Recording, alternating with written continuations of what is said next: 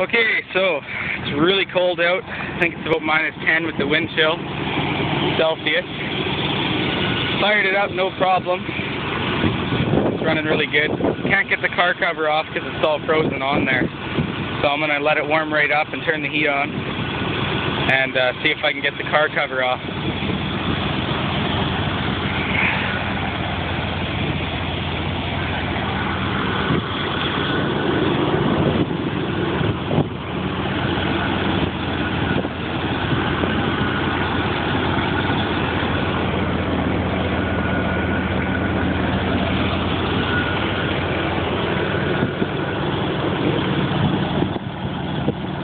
Okay, stay tuned for part 2 when I get the car cover off and pull it out. Do a good walk around.